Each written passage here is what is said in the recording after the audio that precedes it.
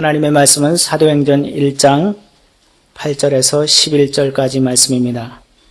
신약성경 187쪽 사도행전 1장 8절에서 11절까지 말씀입니다. 오직 성령이 너희에게 임하시면 너희가 권능을 받고 예루살렘과 온 유대와 사마리아와 땅끝까지 이르러 내 증인이 되리라 하시니라. 이 말씀을 마치시고 저희 보는 데서 올리워 가시니 구름이 저를 가리워 보이지 않게 하더라. 올라가실 때에 제자들이 자세히 하늘을 쳐다보고 있는데 흰 옷 입은 두 사람이 저희 곁에 서서 가로되 갈릴리 사람들아 어찌하여 서서 하늘을 쳐다보느냐. 너희 가운데서 하늘로 올리우신 이 예수는 하늘로 가심을 본 그대로 오시리라 하였느니라. 아멘.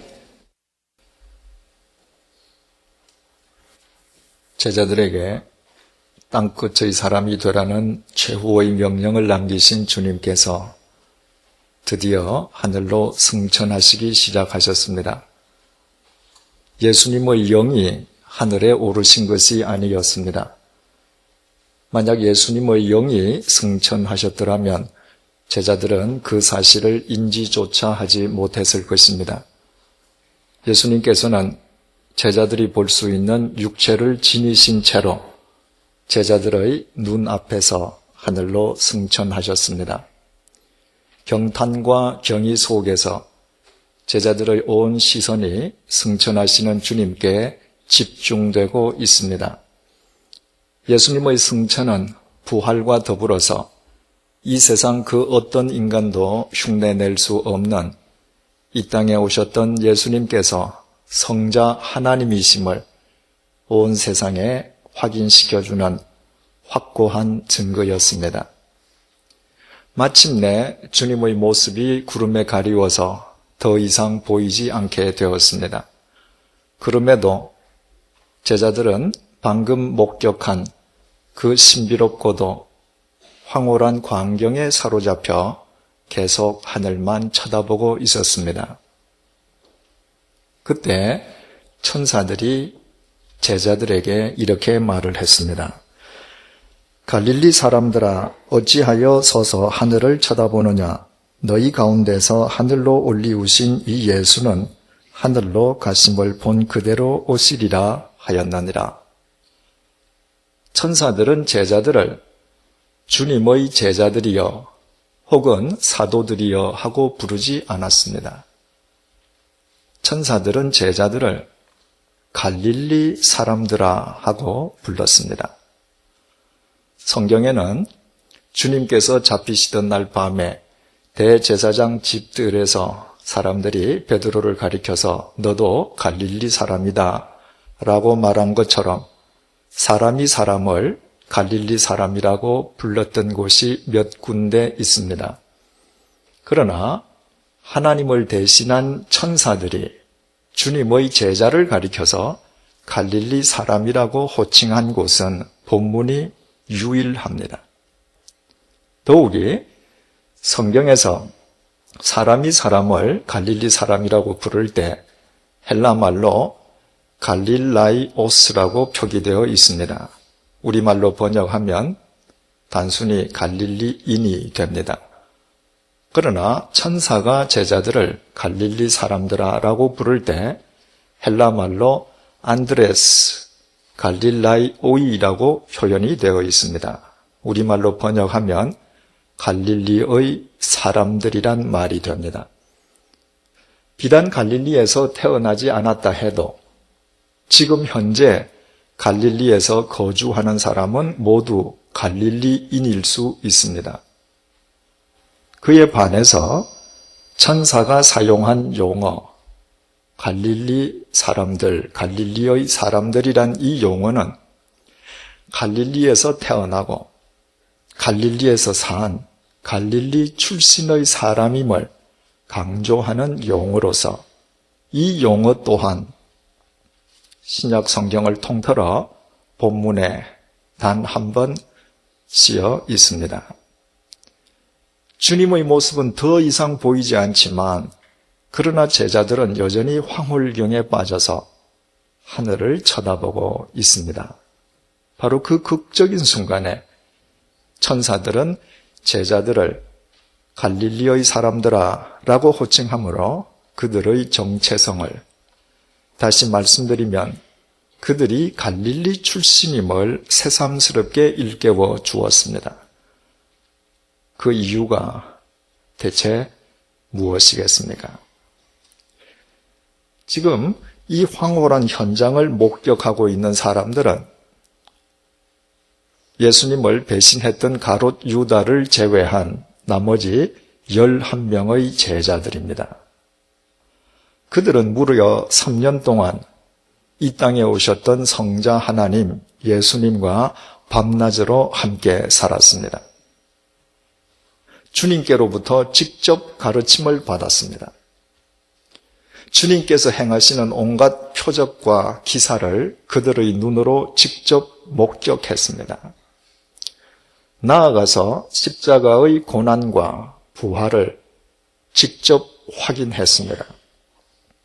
이제 신비롭고도 영광스러운 주님의 승천마저도 그들의 눈으로 직접 목격하고 있습니다. 지난 2000년 동안 이 땅을 거쳐간 숱한 인간들 가운데에서 이 모든 것을 직접 경험하고 직접 목격한 사람은 이들 11사람들밖에 없습니다.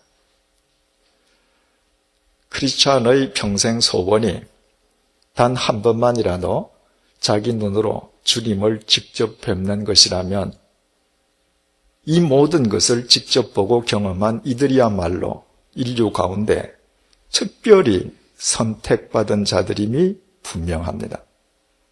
따라서 이들이 주님 승천하신 그 하늘을 계속 응시하는 그 순간에 특별히 선택받은 자로서 그들이 자신들에 대해서 느꼈을 자긍심과 자부심이 얼마나 컸을런지는 우리는 충분히 짐작할 수 있습니다. 바로 그 순간에 천사들이 갈릴리의 사람들아 하고 불러주었습니다. 당시 빈민들만 모여 살던 갈릴리는 가난과 무지 그리고 보잘것없음의 상징이었습니다. 천사들은 제자들이 바로 그 갈릴리 출신임을 상기시켜 주므로 주님께서 승천하시는 것까지 목격하는 영광을 누림으로 인해서 행여라도 제자들이 빠질지도 모를 교만의 위험성에 대한 경각심을 일깨워 주었던 것입니다. 말하자면 갈릴리의 초심을 잃지 않도록 그때의 겸손함을 일평생 견지하도록 촉구한 것이었습니다. 오직 겸손한 마음에 의해서만 사도행전은 일구어집니다. 사도란 하나님의 말씀을 쫓는 사람들인데 주님의 말씀은 겸손한 마음에만 담겨지고 말씀이신 주님께서는 겸손한 사람의 마음에만 거하시기 때문입니다. 3주 전에 지방에서 신앙생활 하시는 한 여성도님으로부터 메일을 받았습니다. 당사자의 허락을 얻어서 이 시간에 제가 읽어드리겠습니다. 저는 모 교회의 집사이고 구역장의 안 사람입니다. 저는 남편 때문에 가면을 쓰고 교회와 구역 모임에 참석하고 있습니다.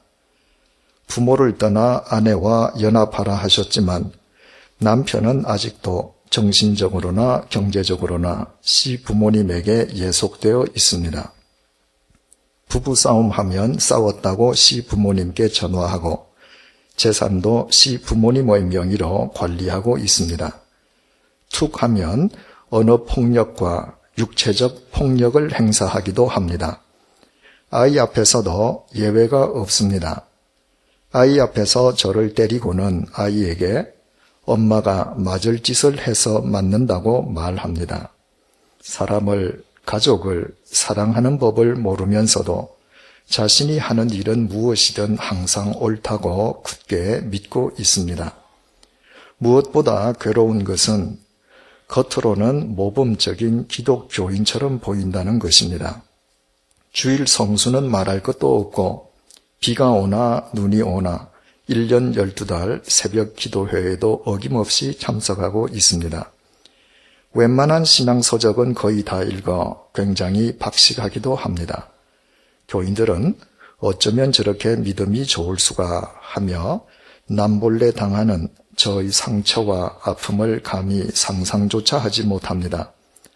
우리 부부에게는 딸아이가 한 명 있습니다. 그 외동딸이 상처받는다고 해도 남편은 딸아이는 저보다 똑똑해서 상처받지 않는다며 아무 때나 저를 때립니다. 아빠가 엄마에게 폭력을 행사할 때 절망, 불안, 공포 등이 아이의 마음에 크나큰 상처를 낼 텐데 어찌 그런 것에는 아랑곳하지 않는지 차라리 미치고 싶을 때가 한두 번이 아닙니다. 출세욕은 누구 못지않아 교회와 세상에 한 다리씩 걸치고 있습니다. 남들에게 주실까봐 쉬지도 못합니다. 딸아이에게도 매일 공부 닥달입니다. 이제는 사춘기에 접어든 아이가 아빠에 대한 주관적인 판단을 하고 있습니다. 사랑이 없는 아빠, 말뿐인 사랑, 하나님을 믿는다면서도 전혀 딴판인 가정생활, 행함과는 거리가 먼 믿음의 열심, 자신은 항상 상대에게 용납되어야 한다면서도 상대를 용납지는 않는 이중성 등 아빠를 판단하는 딸아이의 시선이 날카롭기만 합니다. 그래서 딸아이는 커서 절대로 결혼하지 않겠다고 합니다. 딸아이가 평생 남자에 대한 불신감으로 살아갈까 두렵기만 합니다. 저는 이런 기막힌 삶을 살아오면서 저처럼 고통받는 기독 주부들이 의외로 많다는 사실을 알게 되었습니다. 기도하며 믿음으로 이기려고 해보지만 남편에게 쌍욕을 들으며 구타당하고 나면 정신적인 피폐함과 더불어 자존감의 상실감으로 아무 생각도 없이 그저 무기력해질 뿐입니다. 하도 멍청이라고 구박을 받아 제가 정말 하나님께도 아무 가치 없는 자로 여겨지면서 진짜 멍청한 상태로 매일 살아가고 있습니다. 목사님, 이런 미성숙한 신앙의 남편들을 위해서 책을 써주시기 바랍니다. 그래서 그 곁에서 눈물 짓는 아내들과 상처받는 자식들이 주님 안에서 회복될 수 있도록 도와주십시오. 내일이면 좀 더 기도하고 참을 걸 왜 그런 메일을 보내었을까 하고 후회할지도 모르겠습니다. 그래서 미성숙한 남편들과 절망하는 아내들, 그리고 그 가운데서 아파하는 자식들을 위해 그냥 전송 버튼을 누릅니다. 죄송합니다. 여러분 어떻습니까? 이 성도님의 눈물겨운 사연이 가슴 아프지 않습니까? 저도 그랬습니다. 그래서 언젠가 이분을 위해서, 그리고 이분과 같은 처지에 있는 분들을 위해서 이분이 요구하신 주제를 다루는 책을 쓸 예정입니다. 이분의 남편은 매일 새벽 기도회에도 참석할 정도로 교회 생활에 열심인 분입니다. 웬만한 신앙서적을 읽어서 신앙적인 지식도 겸비하고 있습니다. 교회와 구역에서는 모범적인 기독교인으로 남의 존경을 받고 있습니다. 그런 것으로 미루어 이분 역시 하나님의 은혜를 경험한 분임에는 틀림이 없습니다. 그런데 이분의 가정생활은 이미 알려진 바와 같이 엉망진창입니다.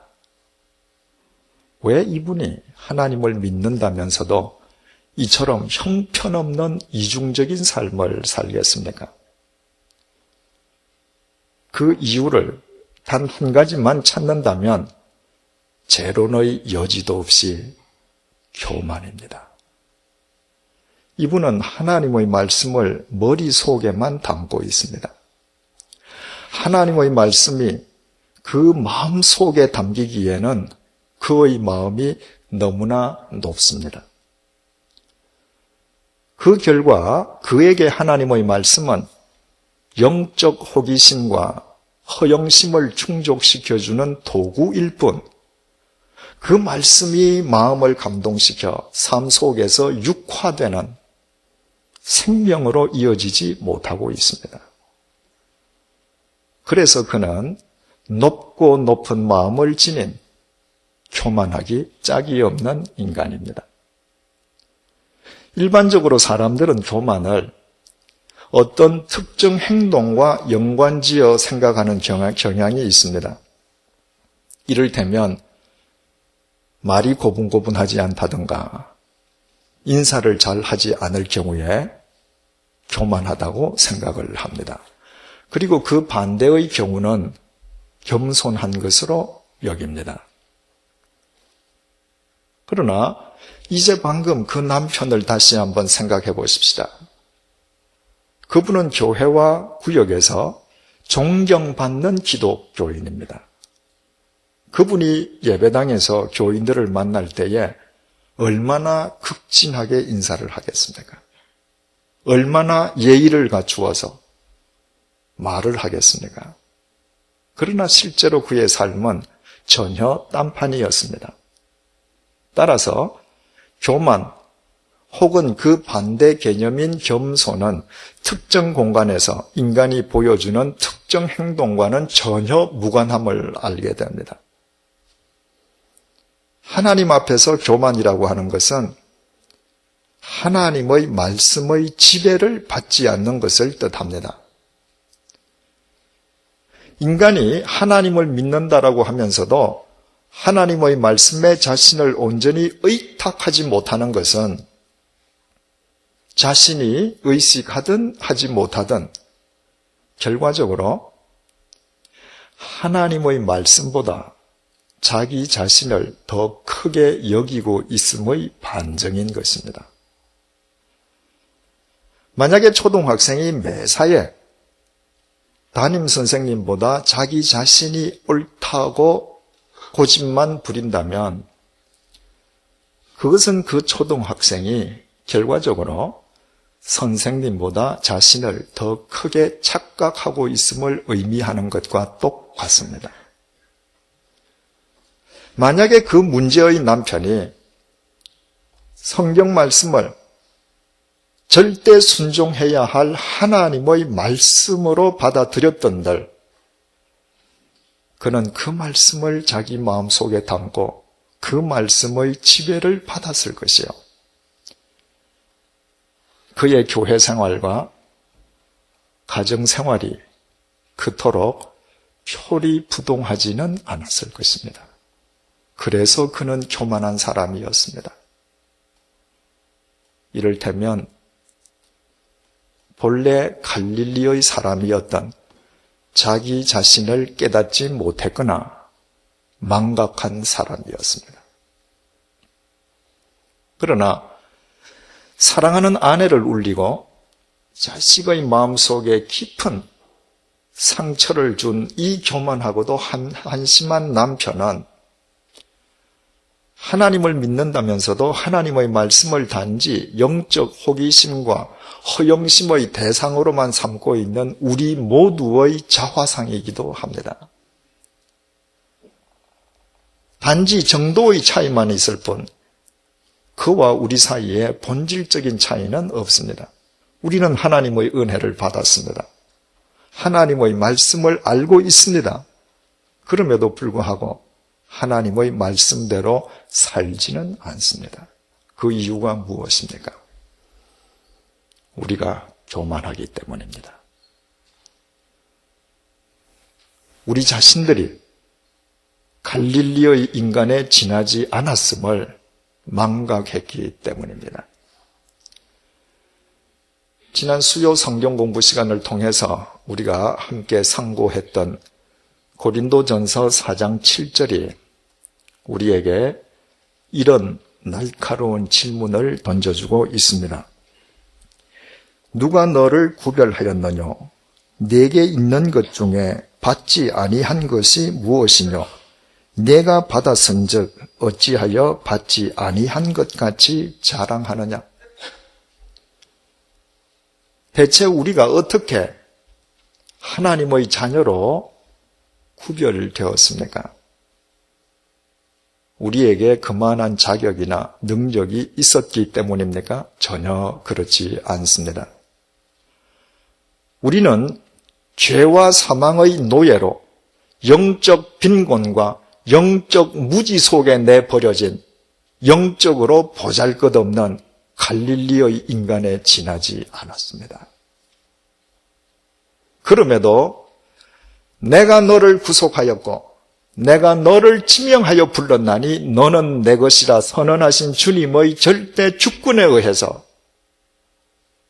주님의 일방적인 은총에 의해서 하나님의 자녀로 구별되었습니다. 우리에게 있는 것 중에서 주님께로부터 받지 아니한 것이 무엇이 있습니까? 이 땅에 올 때 벌거숭이로 빈손으로 오지 않은 사람이 어디에 있습니까? 본래부터 내 것이었던 것이 대체 무엇입니까? 생명을 비롯해서 내게 있는 모든 것이 하나님께로부터 받은 것 아닙니까? 만약 현재 내가 지니고 있는 것이 이 땅에 올 때부터 본래 내 것이었다면 이 땅을 떠날 때에도 응당 지니고 가야 하겠지만 모든 인간이 어김없이 벌거숭이로 빈손으로 간다는 것 자체가 이 땅에 살아있는 동안에 하나님의 것을 빌려 쓴다는 의미 아니고 대체 무엇이겠습니까? 그럼에도 우리는 왜 그 모든 것을 하나님께로부터 마치 받지 아니한 것처럼 본래 우리의 것이었던 것처럼 하나님보다도 그것을 더 자랑하면서 왜 그것을 더 신봉하고 있습니까? 하나님을 믿는다면서도 왜 하나님의 말씀보다 우리 자신들의 판단과 능력을 더 신뢰하는 것입니까? 천지를 창조하신 하나님의 전능하심을 믿는다면서도 왜 하나님을 우리 주머니 지갑 속의 돈보다 더 하찮게 여기고 있습니까? 우리가 교만해졌기 때문입니다. 영적으로나 육적으로나 벌거벗은 갈릴리의 인간에 지나지 않았던 우리 자신의 정체성을 망각했기 때문입니다. 제자들은 여전히 황홀경에 빠져서 주님 승천하신 하늘을 계속 응시하고 있습니다. 그 제자들이 하나님의 자녀로 주님의 제자로 말씀의 사도로 구별된 것은 그들의 능력으로 인함이 아니었습니다. 주님의 일방적인 은총에 의해서 그들은 구별되었습니다. 만약 주님께서 그 무식한 갈릴리 어부들을 구별해 주시지 않았던들 그들은 2000년 전에 이름도 없이 갈릴리에서 한 줌의 흙으로 이미 사라져버리고 말았을 것입니다. 그들이 유사일에 이 땅에 임하셨던 성자 하나님과 3년 동안 직접 같이 살 수 있었던 것도 주님으로부터 직접 가르침을 받았던 것도, 주님의 표적과 기사를 직접 목격했던 것도, 십자가의 고난과 부활을 직접 확인할 수 있었던 것도, 마지막 그 황홀하고 신비로운 승천의 목격자까지 될 수 있었던 것도 모두 하나님께로부터 받은 은총이었습니다. 그 중에 무엇 하나 하나님께서 주시지 않은 것이 없었습니다. 이 땅을 거쳐간 모든 인간들 중에서 그토록 가장 큰 은혜를 받은 그들이었기에 만약 가만히 내버려 둔다면 머지않아 그들은 그 모든 것들이 자신들의 당연한 권리인 것처럼 본래부터 자기 것들이었던 것처럼 자기 의와 자기 업적으로 자랑하면서 하나님을 망각할 것이 뻔했습니다. 그것이 타락한 인간의 죄성이요 본성인 동시에 한계이기 때문입니다. 그 사실을 누구보다 잘 아시는 주님께서 천사를 통해 그들이 자기 자신들에 대해서 가장 큰 자부심과 긍지를 느끼는 바로 그 순간에 갈릴리의 사람들아 하고 불러주셨습니다. 승천까지 목적한 것이 그들의 교만이 되지 않고 도리어 더 겸손한 마음으로 살아가게 해주시려는 주님의 사랑의 배려였습니다.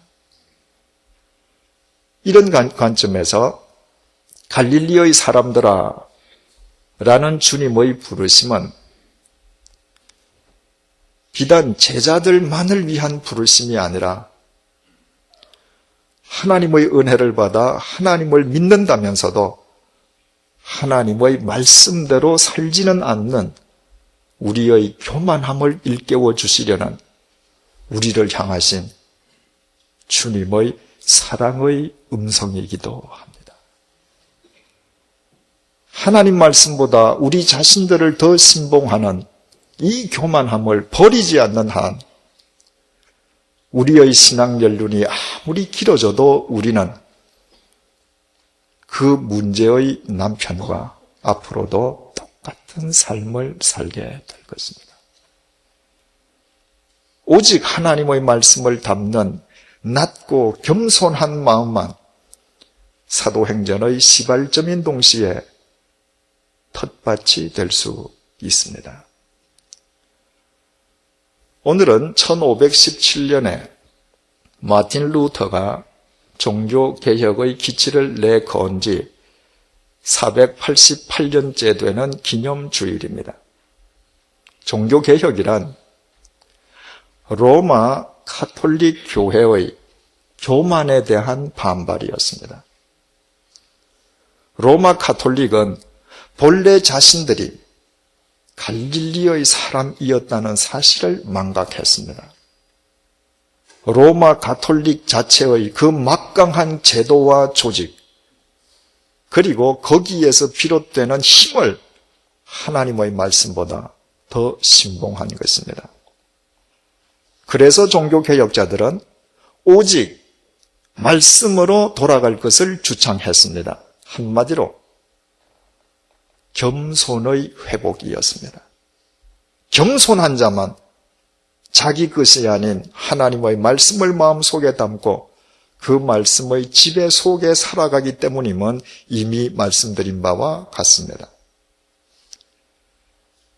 이처럼 겸손의 회복을 위해 태동된 개신교 이것만 오늘날 개신교회를 이루고 있는 우리 자신들 역시 교만에 빠져 있습니다.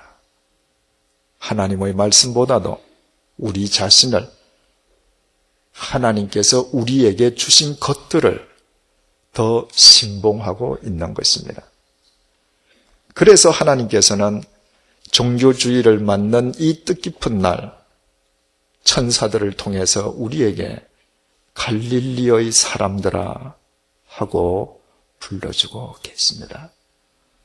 2000년 전에 제자들에게 그렇게 하셨던 것처럼 겸손한 마음을 지니지 않고서는 어떤 경우에도 사도행전이 시작될 수 없음을 재확인시켜 주시기 위함입니다.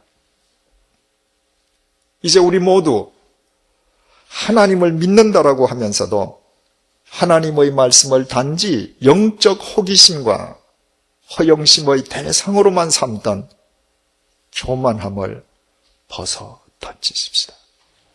겸손한 마음으로 하나님의 말씀을 담고 그 말씀의 지배 속에서 살아가십시다.